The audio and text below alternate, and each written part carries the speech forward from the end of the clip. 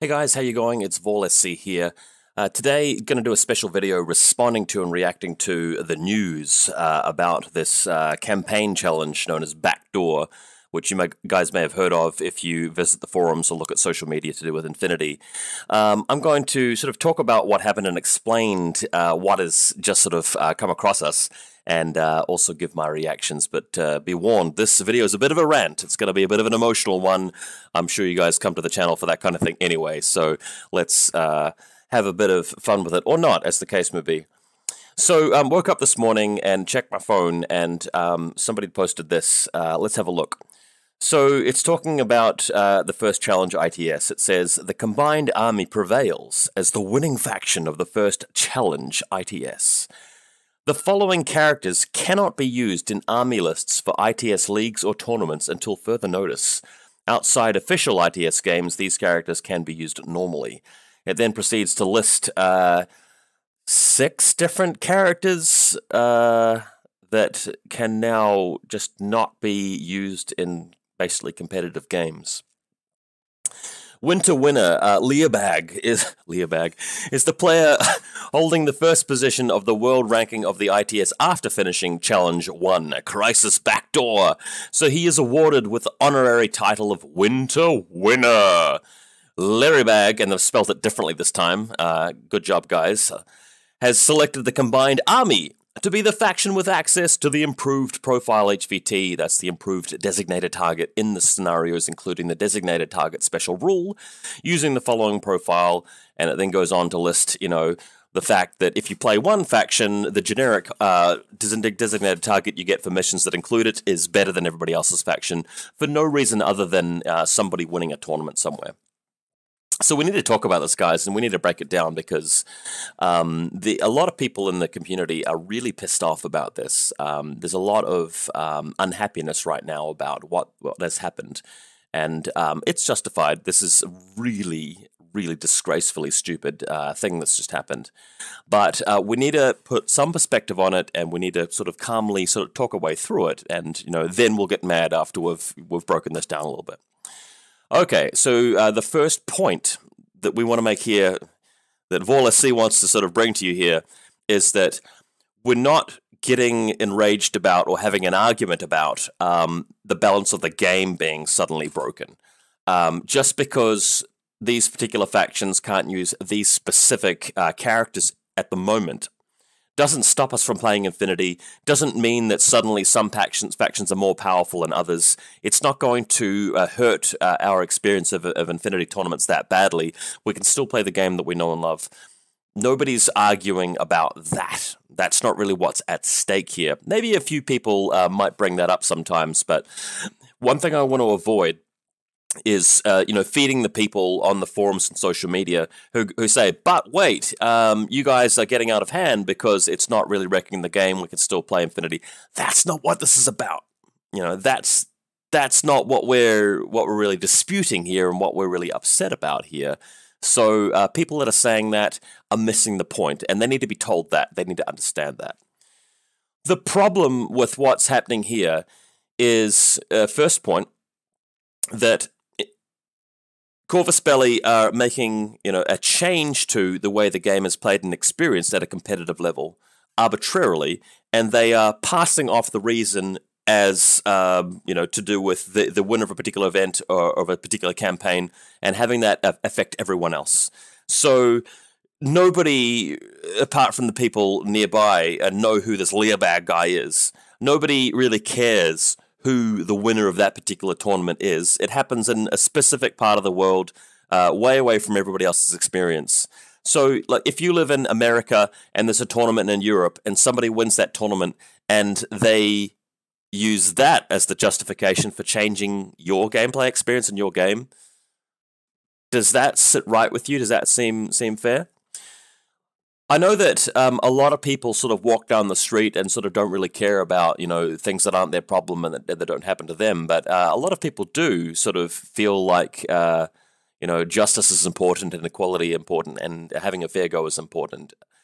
I want you to imagine that you live in America and you have started playing infiNity recently, and you've gotten to Hakislam, and you've bought the Red Veil starter set, and you've bought the Beyond the Red Veil starter set, which includes Tariq Mansouri, and after studying the game for some time, you've realized that Tariq Mansouri is actually quite a powerful model because he was given Fatality Level 2, an ability which drastically increases his ability to get critical hits, which makes him really a desirable profile, and almost the centerpiece of your army. So you've paid money to include this model. You've painted the model up, and you've spent your time assembling him and gluing him together and painting him with the intention of participating in ITS events that your friends have organized and have been talking about for some time.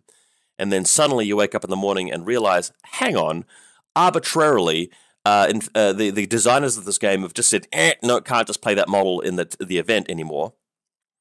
And if that wasn't bad enough, they've put down the reason for it as, oh, somebody on the other side of the world from you in Europe has just won a tournament and they happen to have been playing this particular faction, so this particular faction is just going to remain as is with a slight buff to designated targets, and everybody else is just going to lose one of their pieces from their like lineup, their inventory, their army list.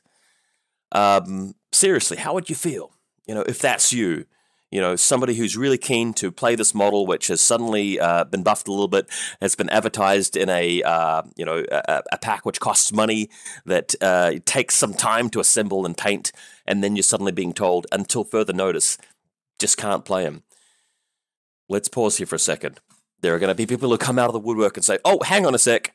Outside official ITS games, these characters can be used normally. Therefore, calm the fuck down. You know, they can still be used normally outside of ITS games.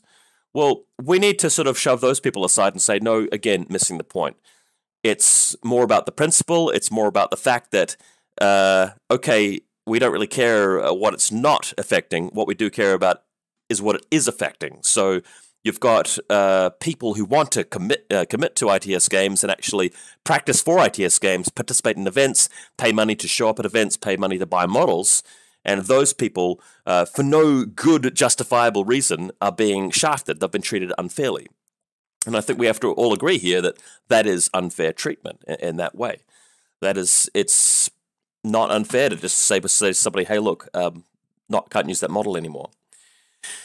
Next point we need to talk about is that, actually, no, sorry, before we get to this next bit, there's something else important I want to say. The link between saying, okay, somebody arbitrarily won a campaign to, oh, we're just going to treat you unfairly, is another slap in the face. I don't know if you guys follow US politics, but I'm reminded of the time when good old Donald Trump decided to fire the director of the FBI, James Comey, who notoriously was thought by many people to have affected the 2016 election by bringing up all of this stuff about Hillary Clinton's emails and the letter to Congress and so on and so on. So even though what ended up happening ended up helping Trump, arguably, that's disputed, okay. Trump then comes along in the following year and fires the guy, and we find out later that the reason he did that is because of the investigation into the collusion with Russia and that sort of thing, the thing that he didn't like. But he initially passed it off as, we're firing him because of the way that he handled things in the 2016 election. So the point that I'm trying to make right now is that you're in the public and you are being seen something happen, that you're witnessing something unfair, unjustified, and you're being asked to accept a line of reasoning that you know is bogus, that you know is just full of absolute shit. So what we're seeing here is Corvus Belli, the designer of this game, saying, hey, you, and you can't actually play the game that we said you could play it shortly ago. You have to drastically, well, not drastically in some cases, but significantly in others, adapt to this, whereas your friends don't have to. And our reason for forcing that upon you is some tournament elsewhere in the world which you had no control over. You weren't able to witness that. You didn't know who was going to be in that. It just happened to be that the guy who won it played Combined Army, so people that can play Combined Army are laughing all the way to the bank, and everybody else suffers. So that has to be brought out as shameful. You know, I think on the forums, I remember reading Hackathon saying something about Corvus Belli being allergic to accountability, and I agree with that. This is really disgraceful what has happened there. Okay, so the next point that I want to get onto is the idea that we can explain this away and justify it by saying, okay, well, this is going to be a balancing patch. What's happening here is they're taking these models off the lineup, off the field and onto the bench while they fix them, and they're going to come back into the season after receiving some changes. And some people are saying, okay, that's clearly what they're doing, that's fine what they're doing, and that makes sense once it's explained that way. And we need to stand up and say, no, that doesn't fucking make sense. That is actually really, really stupid. Here's why it's stupid. Corvus Belli have shown us time and time again that they are willing to change this game. They will come along and go, oh, Phoenix, instill Phalanx with the rocket launcher. You're too powerful, so we're going to make it more expensive in terms of points to take you in your list. Okay, so we're going to change that. Or Sujian, we're going to give you a new model, so we're going to give you a much more powerful profile, just, you know, out of nowhere, so that's great. Cool. Yu Ching, you were able to take all of these Japanese units, and then suddenly, flick of, you know, the wrist, snap of the fingers, all of those Japanese units are gone. You can't take a Shinobi, you can't take Yuriko Oda, you can't take this guy and that guy, Nico Yuyama, you can't take the Aragoto. So this is a company that's willing to just change, you know, the rules, shift the goalposts like that, okay? But the idea that they're just taking these models off the field for a while and changing them and bringing them back later is ridiculous to me, because they could have changed these models months ago. So let's have a look at them. Lieutenant Stephen Rao, Bagmara unit. This guy is weak source. He needs a stronger rule. He needs a stronger motivation to play him. Vanilla players are never going to run him standalone, and Akonta Cemento players aren't really going to feel justified putting him in the link because he just doesn't offer enough for his points. So he needs an extra skill or he needs a points reduction. Yu Ching, some people really like the Guifeng Zhizhuang. I'm not sure if I'm saying that right, but I don't run him. I don't feel he's useful enough for his points. He's got mad traps, but you don't necessarily need them in Imperial service. Some people run him, but taking him away seems nonsensical. He doesn't really need to be fixed. A lot of people are saying, okay, Yu Ching players are basically down to one special character now, which is like, what's his face? Sun Ce, their special character. So they've already taken a whole lot of stuff away from Yu Ching. Now they're taking yet another guy. Ariadna, Colonel Yevgeny Voronin. This guy is a little bit overcosted. He gives you Strategos level 1, but because you're paying double the price of a normal cheerleader, it makes more sense just to take 2 cheerleaders in place of him. And still pay less points, so because guard does very little in the game, there's that. Tariq Mansouri takes it the other way. Tariq is probably the second most overpowered thing about Hakislam at the moment. You've got Jammers with the Ghazi Motiwa, which are always going to be the strongest until that gets changed. Tariq, because of Fatality level 2, he used to be, like, if my hand here is, like, balanced, he used to be a little bit subpar because he was a bit expensive for what he did, just a Spitfire. After they gave him Fatality level 2, he's sort of come up here. So rather than getting a little bit closer, rather than coming from here to here and sort of slowly narrowing in like an asymptote graph coming towards balanced, they've just switched him back over the other way. So he's now too powerful rather than not powerful enough. So the thought is by getting rid of him, they can, obviously make ITS a little bit more bearable, that people don't have to come up against him, but that is just bullshit. It's bogus, because with one hand you're taking him away, but you're not changing Jammers, you're not changing Symbiomates and Toha, you're not changing any of the other things in the game which are currently more powerful than they should be. You're just arbitrarily picking one thing and going, okay, we're going to take that out. I want to make a very important point here that my next ITS event that's coming up next month, or this month actually, I'm probably going to be playing Combined Army or Vanilla Yu Ching. It's not going to affect me at all. But several people are going to be playing Hakislam. I won't have to encounter Tariq Mansouri, so this change helps me massively. It's super great for me, so I should be laughing all the way to the bank, but I'm not, because I care about more about the game state and about principle than I do about just winning games and, you know, cheaply and easily. That's not what I want to do. I want people to bring their A game. I want, you know, people to play their best and have the best faction choices available to them, if the same is available to me. I mean, I'm going to be building the best list I can. Why can't, you know, my opponents do the same on their side of things? So that's just it's just not on. Reverend Superior Cassandra Kusanagi. Now, I'm just actually going to go into Army and double check what she actually has, because I don't actually see her very often. But she strikes me as a model that is in need of more of a buff. So taking her away, you're not going to miss her. Just looking at her now, the best gun she can have is either a multi-rifle or a Spitfire. But she's a bit slow. She's 4.2 speed and starts in the deployment zone. So if I'm going to take that kind of model, my go-to profile is the Moira HMG, because she just sits in your deployment zone, ODD, shoots with the HMG. That's what she's for. Whereas Kusanagi is not a fast attack piece. She doesn't run around the battle killing things. She just shoots at things from your deployment zone, and the HMG is better for that. So it's better to just have a Moira, in my view. And Andromeda. Poor old Andromeda, one of the weakest profiles in the game. Would never recommend using her in one of your lists. She's in desperate need of an overhaul and an improvement, because she's absolute balls. So just stopping people from taking her makes no sense, because you're not detracting from the game. You're just removing an option for people. Let people take an underpowered unit if they want to. There's nothing wrong with doing that. I can understand more taking away a powerful model, but only if you're taking one away from a lot of different factions.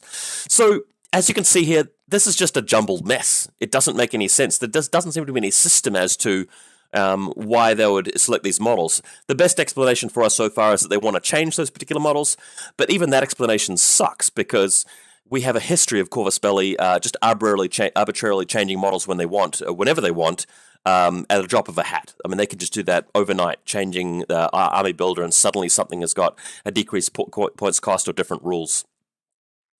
So that's about all I had to say about this. It's disgraceful. I think one of the things that annoys me is that a lot of people like jumping to the defense of gaming companies when they do something which pisses a few people off. You just have to remember, guys, that Corvus Belli aren't God, in the same way that Games Workshop aren't God, and neither are Privateer Press. That's proven by the fact that over the history of years, you can actually see the development of a company and see changes that they make and things that they silently own up to and go, okay, yeah, this thing's been underpowered or overpowered, or we did wrong for a long time, so we changed this. Like, if you look at previous editions like N1 and N2, all the things that probably seemed like they were just, God had intended them, they were designed the way they were for a reason. And then, oh, actually, no, they sucked because they got changed. All the way that, different rules worked, marker state and hacking, and the certain range profiles, HMGs, stuff like that, totally different. So we know for a fact that gaming companies, don't always get things right. They slowly need to improve things. And it seems obvious a lot of time that they would be able to do that more quickly, more efficiently, more satisfactorily if they listened to their community a bit more and actually had a bit more accountability. And it's a shame they don't. All right, well, see you guys soon again for another video. Hopefully this thing gets fixed, and hopefully we don't see too much more of it in the future.